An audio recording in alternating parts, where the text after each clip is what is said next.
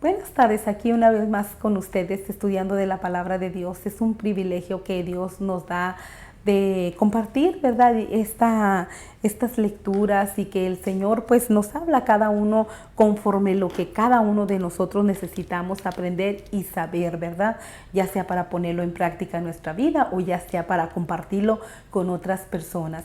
Gracias a cada uno de ustedes que se toma de su tiempo para compartir los videos con otra gente o para suscribirse también, ¿verdad? Que Dios los bendiga por ello. Hoy nuestro estudio de Biblia se llama No perdamos la fe. No perdamos la fe, ¿verdad? Hoy en nuestro estudio de la Biblia vamos a hablar acerca de la historia de José, ¿verdad? Una historia tan llena de bendición pudiera ser para nosotros, no el mirar el sufrimiento de ese joven, cómo pasó su vida, ¿verdad? Sino que pudiera ser de bendición de mirar los milagros que el Señor hizo en su vida, ¿verdad? Vamos a leer entonces aquí en Génesis 39, del 6 al 13, ¿verdad? Dice: y dejó todo lo que tenía en mano de José, y en él no se preocupaba de cosa alguna, sino del pan que comía. Y era José de hermoso semblante, bella presencia. Aconteció después de esto que la mujer de su amo puso sus ojos en José y dijo: duerme conmigo.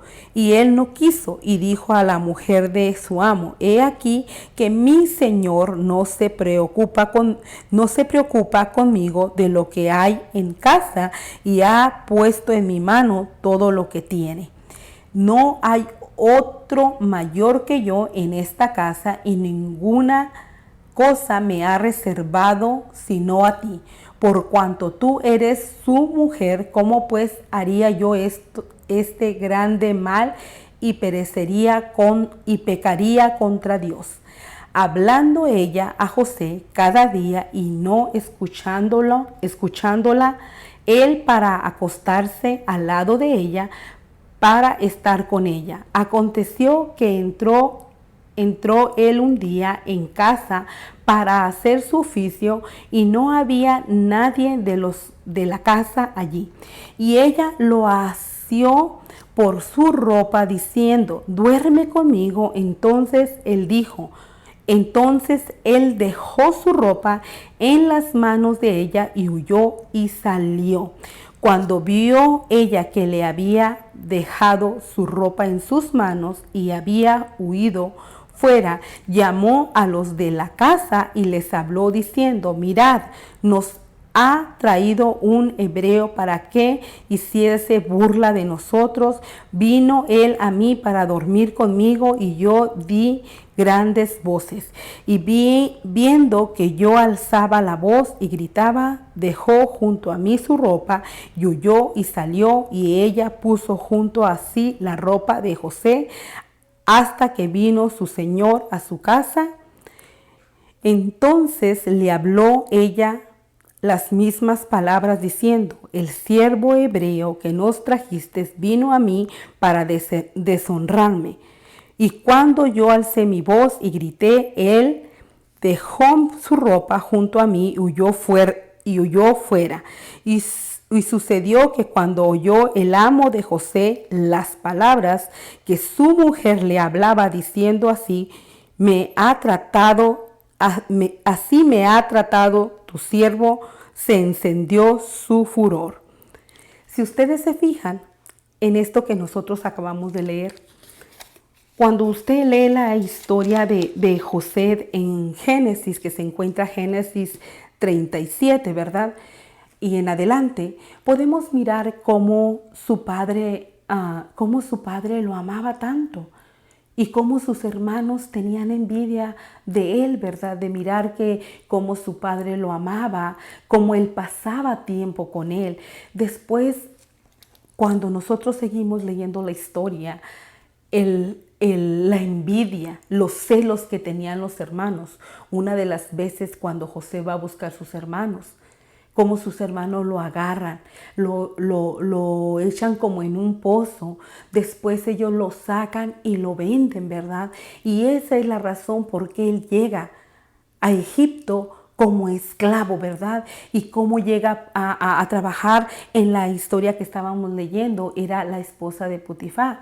Cómo él llega a ese lugar y cómo ella se fija en él y como él no le hace caso, a él no le llama la atención del pecado, porque él sabía que eso no agradaba a Dios, porque él tenía los buenos principios y él tenía la palabra de Dios en su corazón, porque su padre lo había enseñado, ¿verdad? Entonces, como él prefirió salir corriendo y decirle a ella que no, ¿verdad? Y decide no pecar. Algo que yo aquí escribí acerca de esto, dice, la historia de José se encuentra en Génesis 37 al 50. Cuando usted tenga oportunidad, léala. Una vida llena de luchas, pero él reconoce que Dios es soberano sobre todas las cosas. Cómo Dios lo cuidó para que no sea débil al pecado, ¿verdad? Si usted se fija, cuando la mujer trata de seducirlo, él prefiere rechazarlo, ¿verdad? Entonces, ¿cómo Dios lo cuidó del pecado, verdad?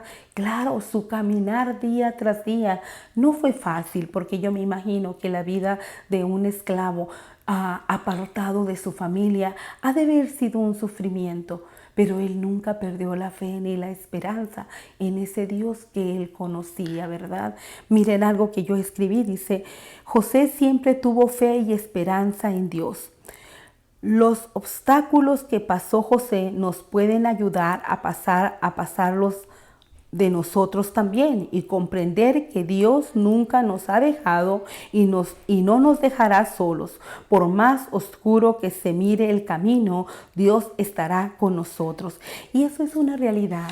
Esta historia puede ser un fortalecimiento que muchas veces por las circunstancias que usted y yo estemos pasando, puede ser una esperanza que ese Dios que guardó de José, ese Dios que lo guardó, que en el camino no lo mataran, que lo guardó por donde él caminaba, que era próspero por lo que él hacía, porque cuando usted lee la historia, usted no lo va a oír que él se está quejumbreando, usted no lo va a oír amargado y enojado, usted no lo va a leer que él probablemente no quería hacer caso de lo que se le ordenaba. Al contrario, él obedecía y respetaba lo que se le decía, y la gente notaba que era próspero porque Dios estaba con él, ¿verdad? Fíjense que esta enseñanza puede ser que la alegría no se encuentra alrededor de las personas, que la alegría usted y yo la podemos encontrar alrededor de Dios.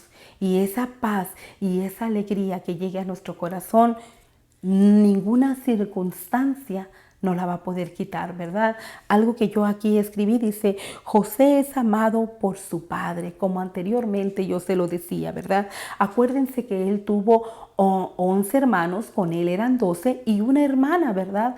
Él fue de los hijos más pequeños. Después de él siguió Benjamín. Entonces su papá ya lo tuvo en la vejez, ¿verdad? Su padre lo amaba. Su padre lo amaba y le enseñaba las cosas, ¿verdad? Algo que escribí, dice, sus hermanos tenían envidia de él, y esa es la razón por la que nosotros, leyendo la historia, miramos que la envidia los hizo llegar a venderlo como un esclavo, ¿verdad? Y de ahí en adelante él empieza a sufrir las consecuencias.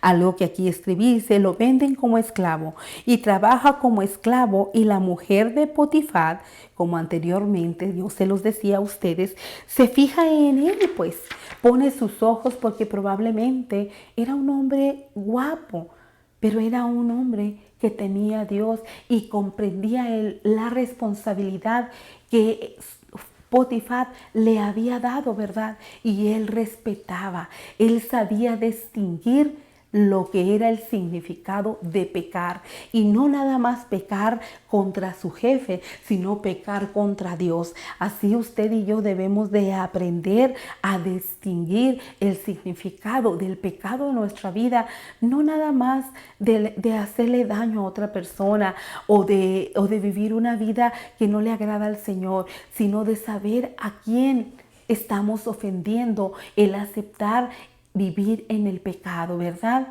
Miren algo que yo aquí escribí, dice, Dice, los obstáculos que pasó José nos pueden ayudar a pasar los obstáculos a usted y a mí, ¿verdad? Así que de hoy en adelante, cuando sintamos que estamos viviendo tiempos muy duros y muy difíciles, recordar la historia de José, podemos decir, bueno, ni soy esclava ni me han vendido.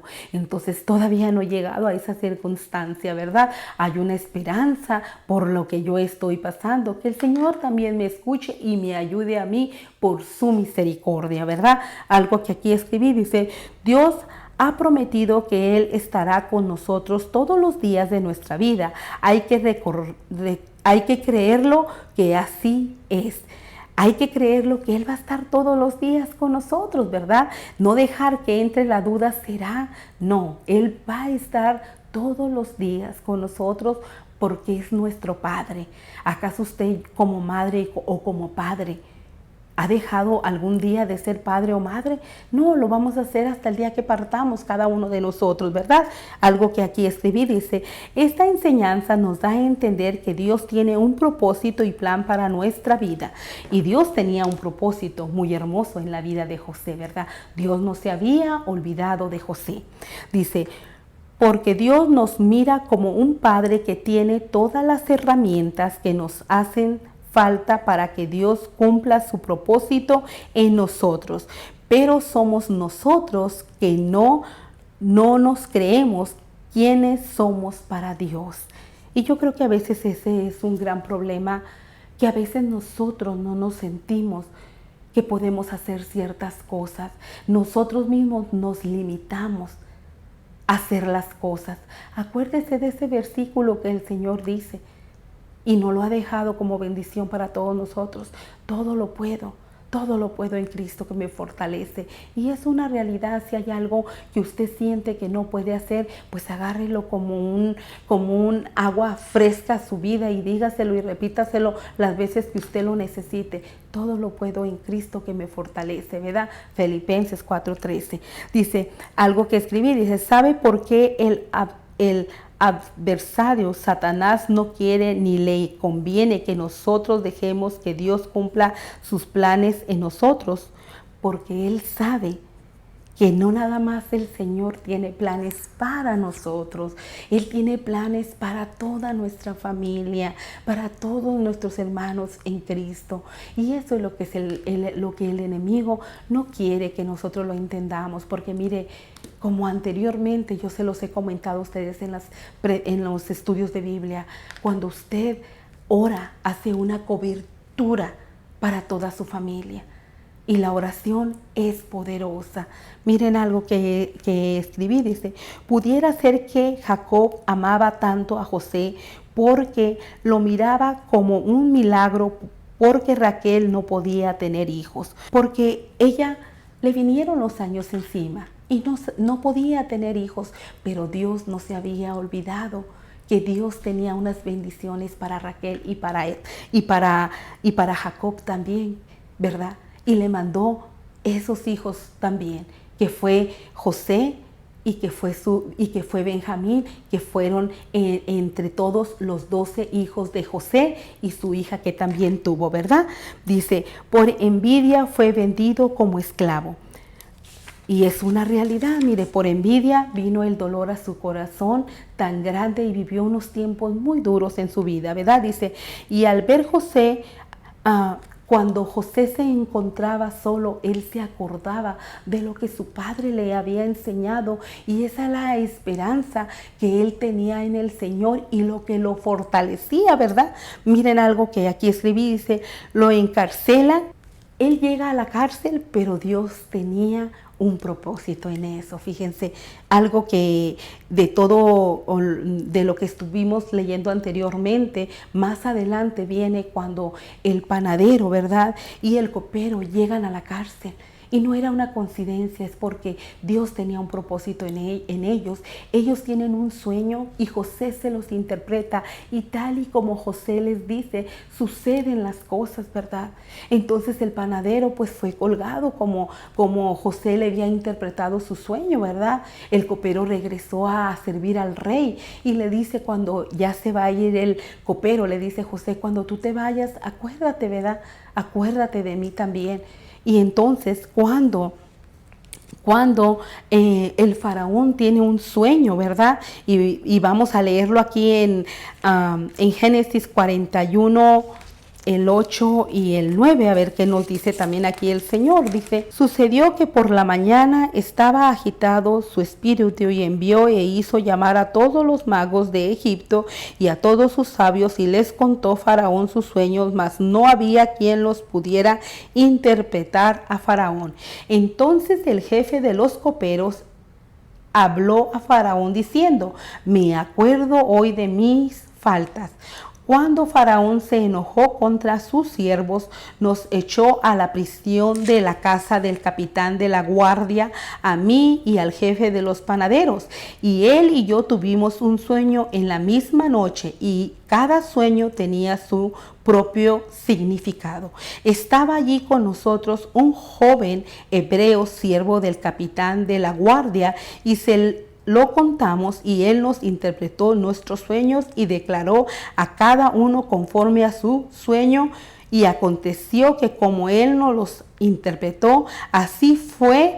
Yo fui restablecido en mi puesto y el otro fue colgado, como anteriormente yo se los comentaba, ¿verdad? Entonces el faraón también tuvo un sueño y necesitaba que alguien se lo interpretara, ¿verdad? Acerca del sueño que él también había tenido, ¿verdad? Y miren lo que dice aquí en el 14, dice: entonces Faraón envió y llamó a José, y lo sacaron apresuradamente de la cárcel, y se afeitó y mudó sus vestiduras y vino a Faraón. Y dijo Faraón a José: yo he tenido un sueño y no hay quien lo interprete, mas he oído decir de ti que oyes sueños para interpretarlos. Respondiendo José a Faraón diciendo: no está en mí, Dios será el que dé respuesta propia a Faraón. Entonces Faraón dijo a José: en mi sueño me parece que estaba a la orilla del río. Y le cuenta acerca de cómo esas vacas flacas se comían a las vacas gordas, y cómo José le interpreta el sueño, ¿verdad? Y le dice él que van a ser años de hambruna, ¿verdad? Y van a ser años también que va a haber cierta cantidad de años de hambre y cierta cantidad de años de hambruna. Entonces allí es cuando el faraón le dice: ¿sabes qué?